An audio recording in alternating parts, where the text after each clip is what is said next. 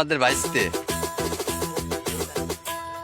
এই যে ভাইস্তে আর এই যে আমাদের বাপ্পি ভাই ইউটিউব বলার। আমরা মাগুরা থেকে আসছি, তার সাথে একটু আনন্দ অনুভব করা। আসসালামু আলাইকুম। আমার ইউটিউবে একটা ছোট্ট চ্যানেল আছে, আজকে শাওন ভাইরা আসছে মাগুরা থেকে।